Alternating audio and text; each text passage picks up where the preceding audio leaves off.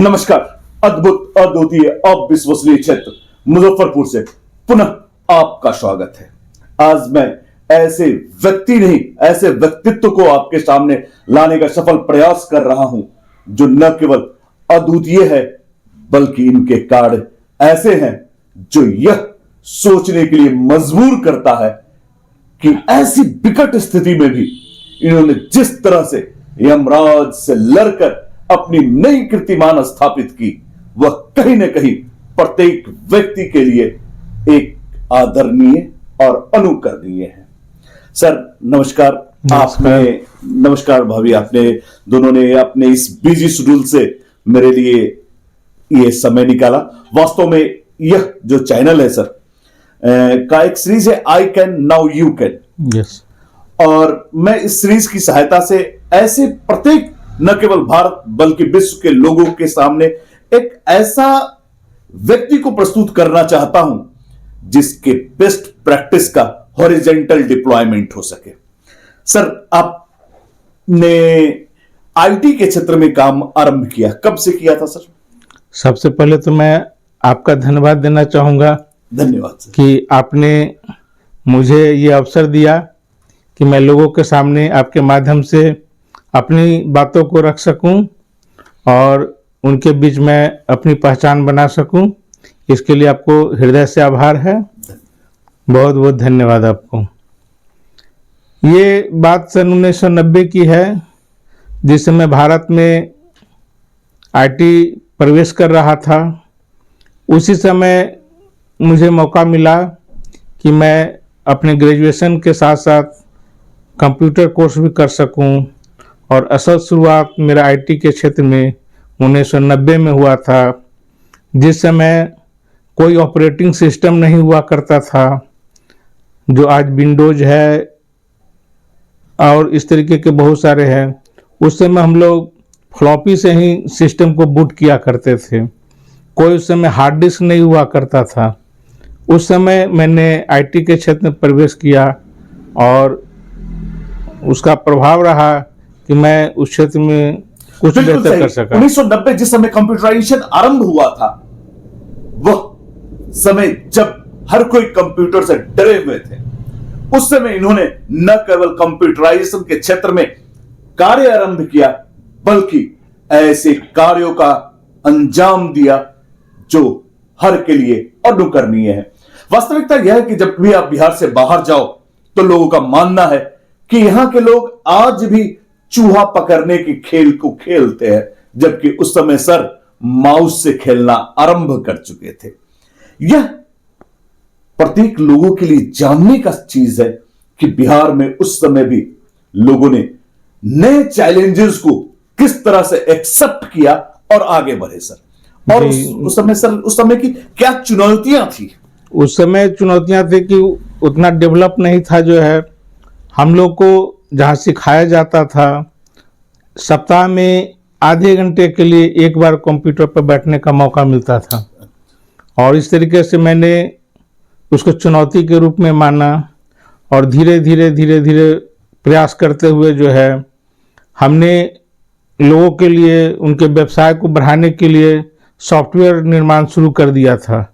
और पहला सॉफ्टवेयर मैंने 1995 में समस्तीपुर में एक ग्राहक के यहाँ 1995 में 95 में जो है। और उस समय मेरा इस क्षेत्र में धीरे धीरे बढ़ना शुरू हुआ था। जब मैंने सॉफ्टवेयर अधिकांशतः मैंने मेडिकल शॉप्स वगैरह के लिए सॉफ्टवेयर बनाया था और आज भी वो सॉफ्टवेयर बिहार के बाहर भी बहुत सारे लोग यूज कर रहे हैं। तो उस समय हमारी चुनौतियाँ ये थी कि लोगों के पास इसकी जागरूकता नहीं थी।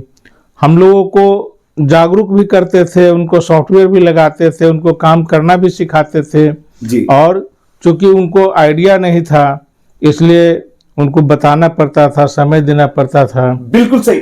देखिए, एक सबसे महत्वपूर्ण चीज जिस समय आईटी इंडस्ट्रीज भारत में अपने शुरुआती दौर में थे, उस समय इन्होंने उसकी प्रकाष्ठा पड़ गए।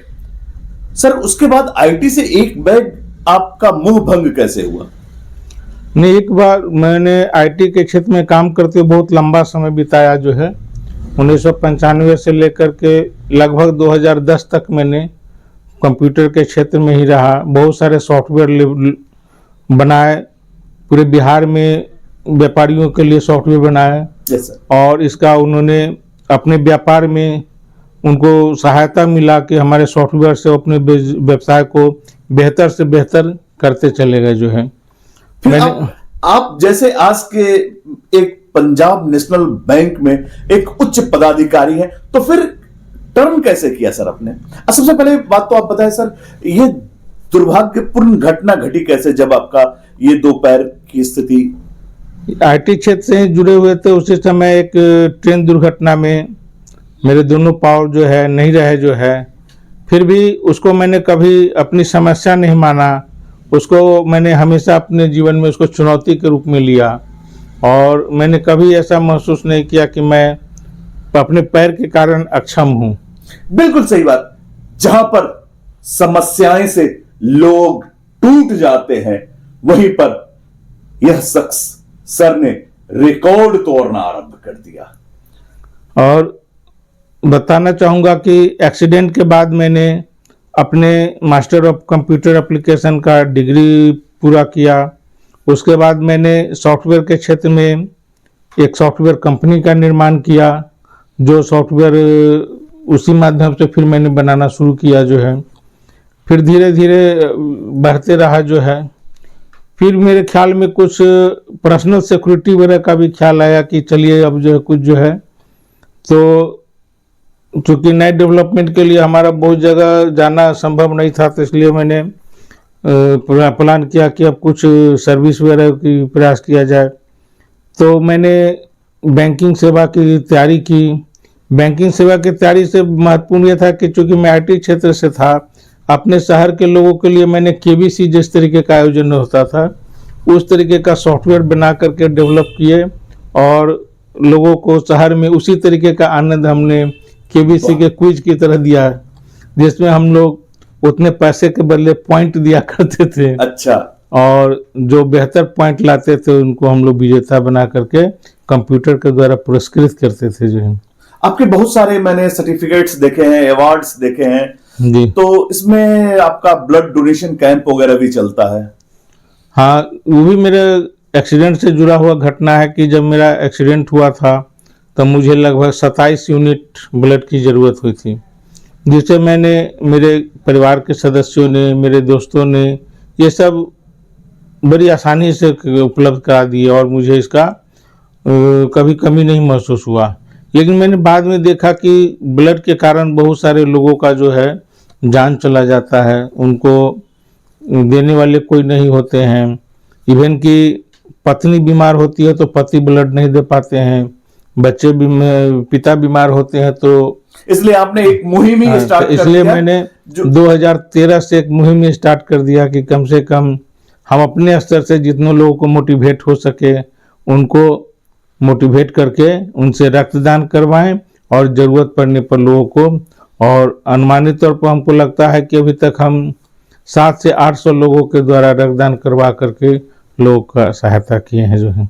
बिल्कुल, ये बड़ा ही गर्व अनुभव की अनुभूति। सर, एक जो सबसे इंपॉर्टेंट है, जिस तरह से आपने अभी पंजाब नेशनल बैंक पर चीफ मैनेजर के रूप में L4 लेवल पे हैं, ये एक बड़ी पोस्ट है, एक बड़ा ही जेनिक पॉइंट है। तो मेरी इच्छा ये है कि आप बिहार के लोगों की छवि जो दूसरे स्टेट में है, ऐसा क्यों है? नहीं, हमारा प्रयास है, जैसे इतिहास रहा है कि हमारा बिहार हर क्षेत्र में अग्रणी रहा है, चाहे वो विज्ञान के क्षेत्र में हो, शिक्षा के क्षेत्र में हो। यही कारण है कि हमारे यहाँ नालंदा विश्वविद्यालय है, विक्रमशिला विश्वविद्यालय है, जो हमें ये बताता है कि हमारा ये पृष्ठभूमि बहुत ही शैक्षणिक रहा है। और इसी पृष्ठभूमि से रह करके मैंने भी अपना सारा पढ़ाई मुजफ्फरपुर में ही रह करके प्राप्त किया, और यहीं से रह करके मैं बैंक की तैयारी हुआ।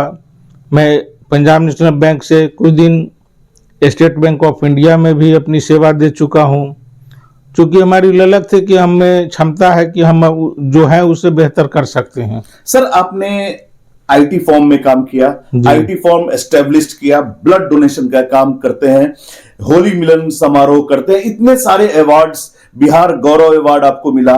जी जी। उसके बावजूद भी आप लगातार लग रहे हैं, तो आने वाले बिहार के बच्चे को आप क्या संदेश देना चाहते हैं? मैं सबसे पहला संदेश ये देना चाहूँगा कि आप ठान लीजिए तो कुछ भी असंभव नहीं है, क्योंकि भगवान ने हमको सर्वगुण संपन्न बनाया है और जिस गुण को हम उभारते हैं वो गुण हमारे अंदर उभरते जाता है। तो हर बच्चे से संदेश है, हर लोगों से संदेश है कि आप कभी भी निराश नहीं हो।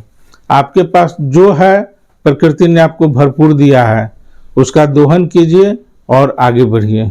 किसी ने सही कहा है, ये दुख, ये दर्द, ये पीड़ा सब तेरे अंदर है। तू अपने बनाए इस पिंजरे से बाहर निकल, तू अपने आप में एक सिकंदर है।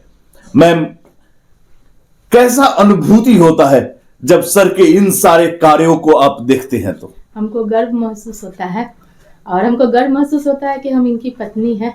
हमारी शादी 1999 में हुआ था और लगभग 1 साल के बाद ही इनका एक्सीडेंट हुआ। और लेकिन जो है सो हमको कभी भी हमेशा हमको इन पर गर्व रहा है। आपको क्या, पूरे जो भी भारत के रहने वाले हैं उन सारे लोगों को इन पे गर्व है।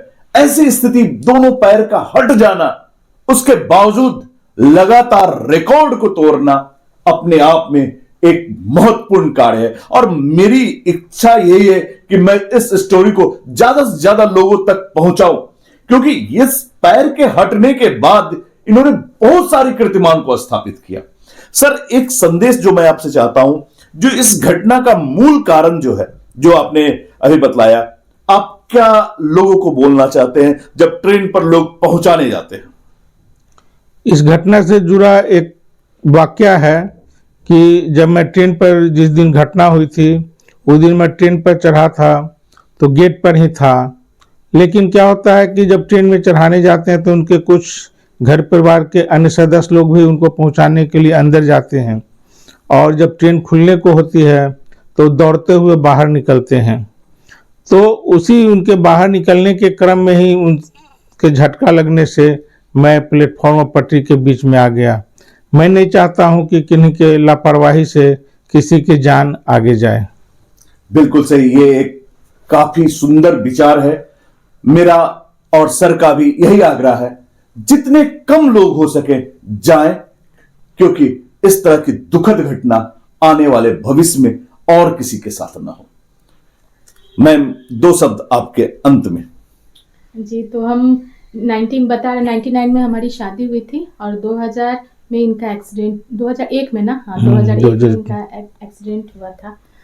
और लेकिन हमको जितना ये अपना काम करते हैं, हम इनके साथ रहते हैं और हमको गर्व है इन पर। जो भी काम करते हैं हमको गर्व है इन पर। धन्यवाद सर, आपने अपना बहुमूल्य समय दिया और हम लोग फिर मिलते हैं एक नए एपिसोड में, एक ऐसे व्यक्ति के साथ जो कहीं ना कहीं आपको यह बतलाने का सफल प्रयास करेगा, जो ये तो हम क्यों नहीं।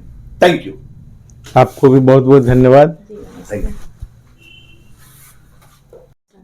जैसा कि आप जानते हैं, प्रत्येक कार्यक्रम के अंत में हम अपने गेस्ट को सम्मानित कर, अपने आप को सम्मानित करने का प्रयास करते हैं, क्योंकि यह लोग ऐसे रत्न हैं जिसे सम्मानित वर्ड कहकर मैं इन लोगों का असम्मान नहीं कर सकता। बस इन्हें सम्मानित कर हम अपने आप को गौरवान्वित महसूस करने का प्रयास करता हूं। तो आज ये शाल मैम के द्वारा सर को पहनाकर हम कोशिश करेंगे कि सर को एक आशीर्वाद के रूप में इनसे लूं कि आने वाले भविष्य में भारत के नौजवान इसी तरह के कार्यों का संपादन करें और रेलवे पर चढ़ने वाले लोग उतने ही जाएं जितने आवश्यक है। Ma'am, please.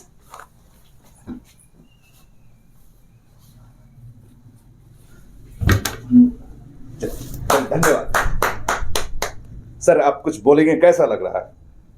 आज बहुत सुखद अनुभव हो रहा है कि आप हमारे बीच आए और हमारी बातों को लोगों तक पहुंचाने में आपका सहयोग मिला, और उम्मीद करता हूं कि इसी तरीके से आप हमारे समाज के विशेष वर्ग के लोगों को प्रोत्साहित करेंगे। धन्यवाद सर, थैंक यू सर।